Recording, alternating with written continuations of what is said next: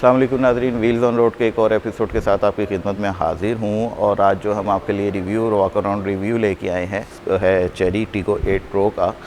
और चेरी का पहले मैं कंपनी का थोड़ा सा प्रोफाइल आपको दूँ। ये 1997 में लॉन्च हुई और चाइनीज़ कंपनी है। ये पहले पाकिस्तान में चेरी आपने शायद देखी हो गाड़ी, चेरी क्यू शेवरले से रिजेम्बलेंस थी दोनों की काफ़ी ज़्यादा। और अनऑफिशियली ये लॉन्च हुई थी, यानी कि इम्पोर्ट की गाड़ियाँ थी सारी। और बॉडी पार्ट्स का मसला था, हैचबैक की सूरत में हमें काफ़ी ज़्यादा नज़र आई, लेकिन बॉडी पार्ट्स और अपने पार्ट्स की वजह से जो है गाड़ी पाकिस्तान में सक्सेसफुल ना हो सकी। अब इस वक्त इसे पाकिस्तान में लॉन्च किया गया है और हम इसका रिव्यू थोड़ा सा लेट कर रहे हैं, जिसकी वजह ये है कि हम कस्टमर्स का रिव्यू लेना चाह रहे थे कि पहले कस्टमर्स की सेटिस्फेक्शन किस हद तक है। और ये मुकम्मली तौर पे जो है हमने रिव्यू तब किया जब काफ़ी सारे लोगों से पॉजिटिव हमें जो है ना इसके व्यूज़ मिले कि जी बहुत अच्छी गाड़ी है। आज हम मौजूद हैं चेरी गुलबर्ग में और मैं आपको रिव्यू करने लगा हूँ टीगो 8 प्रो का। सबसे पहले अगर हम फ्रंट प्रोफाइल की बात करें तो हमारे पास डायमंड कट ग्रिल आ जाती हैं, चेरी का लोगो है, साथ ही फ्रंट कैमरा है। नीचे अगर डिफ्यूज़र में आप देखें तो रेडार सिस्टम भी लगा हुआ है। अगर हम इसके हेडलैम्प्स की बात करें तो डबल ब्लेड DRLs हैं, इंटेलिजेंट अडेप्टिव हाई बीम है। अब हम अगर इसके साइड प्रोफाइल पे जाएं तो सबसे पहले हमारे पास जो टायर है इसका 18 इंचज़ का अलॉय व्हील है, ऊपर का टायर आ जाता है। साइड पे आपको TGDI की बैजिंग भी मिल जाती है। साइड पे अगर हम इसके साइड मिरर की बात करें, ये रिट्रैक्टेड और हीटेड मिरर है और इसके अंदर एक एक्स्ट्रा फीचर जो ब्लाइंड स्पॉट मॉनिटरिंग का है वो भी आपको मिल जाएगा। स्मार्ट एंट्री स्मार्ट एग्ज़िट है इस गाड़ी की भी।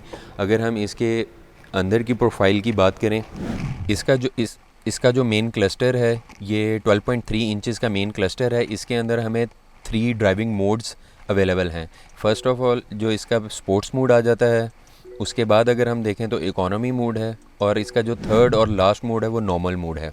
इसके बाद अगर हम इंफोटेनमेंट स्क्रीन की बात करें तो ये 12.25 इंचज़ की इंफोटेनमेंट स्क्रीन है। ये भी एंड्रॉयड और एप्पल कारप्ले है बट वायर कनेक्टेड है। साथ ही साथ अगर हम क्लाइमेट कंट्रोल की बात करें तो इन्होंने डेडिकेटेड 8 इंचज़ की LCD दी गई है क्लाइमेट कंट्रोल के लिए, जो कि डुअल जोन है और इसे हम मैनुअली भी कंट्रोल कर सकते हैं। गियर की जो ट्रांसमिशन है ये 7 स्पीड DCT है।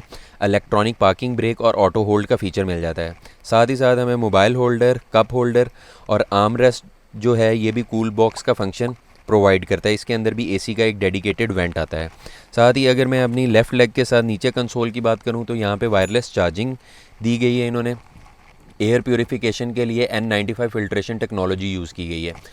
ऑटो डिमिंग और एंटी ग्लेयर मिरर दिया गया है। साथ के साथ एडास की किट है ऑटोमेटिक ड्राइविंग असिस्ट सिस्टम की, जिससे हमें front collision warning, lane departure warning, automatic braking आ जाती है, एडेप्टिव क्रूज़ कंट्रोल आ जाता है और वॉइस कमांड के फ़ीचर आ जाता है। वॉइस कमांड के फ़ीचर से हम गाड़ी के मैक्सिमम फ़ीचर्स जो हैं वो कंट्रोल कर सकते हैं। इस तरह हम वॉइस कमांड के जो फ़ीचर हैं वो भी हम कंट्रोल कर सकते हैं। इस गाड़ी के अंदर इन्होंने 6 एयरबैग्स दिए गए हैं जो कि 3rd रो तक हमें प्रोटेक्शन प्रोवाइड करते हैं। साथ ही इसमें 8 सोनी के स्पीकर हैं, इसमें सोनी की ब्रांडिंग के स्पीकर्स हैं।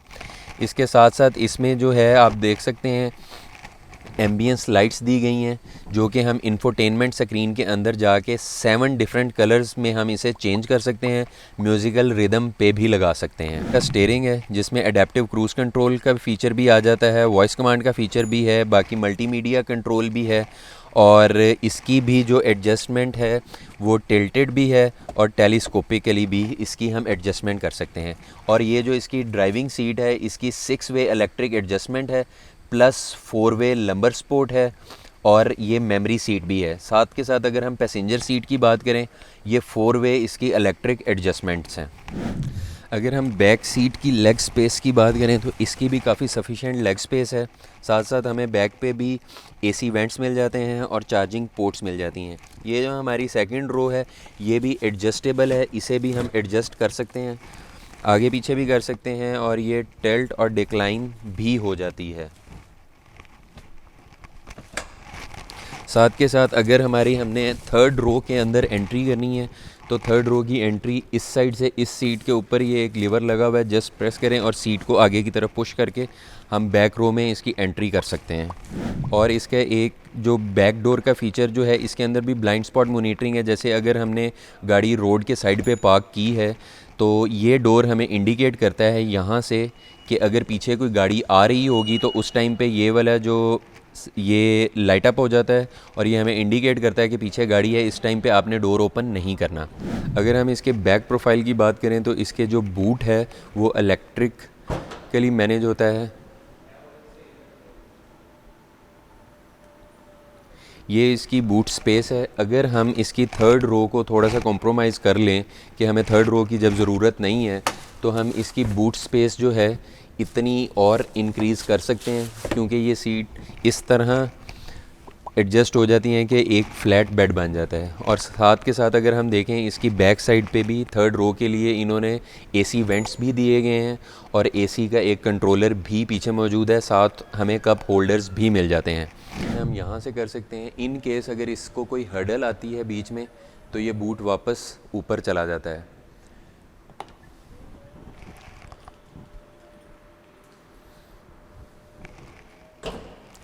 बाकी हम अगर देखें तो यहाँ पे हमें टीगो 8 की बैजिंग मिल जाती है और 290T यानी कि 290 टॉर्क की बैजिंग मिलती है।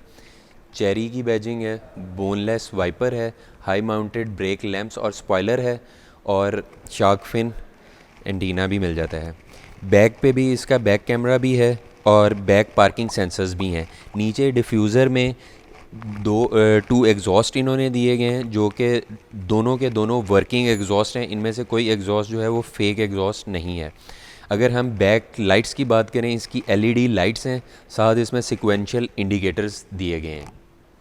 अच्छा जी, ये आज का एक छोटा सा हमारा वॉक अराउंड जो है रिव्यू था गाड़ी के मुतालिक। गाड़ी की हमने आपको फ़ीचर्स के बारे में बताया गया और एक चीज़ मैं क्लियर कर दूं कि इस गाड़ी में जितने सेंसर्स दिए गए हैं और इस प्राइस रेंज के अंदर ये बेहतरीन SUV, प्रॉपर SUV आप इसे कह सकते हैं। कि बाकी ब्रांड्स थी पाकिस्तान में, मैं किसी की बुराई नहीं कर रहा, लेकिन मेरे नज़दीक जो है एक प्रीमियम क्वालिटी के साथ एक अच्छी प्राइस में आपको जो है प्राइस रेंज के अंदर इससे बेहतरीन SUV नहीं मिल सकती। इसके बाद अगर आप अपग्रेड जाना चाहते हैं तो फिर हमारे पास फॉर्च्यूनर होती है। तो जी ये आज का एक छोटा सा रिव्यू था। नेक्स्ट रिव्यू तक के लिए मुझे इजाज़त दीजिए। अल्लाह हाफ़िज़।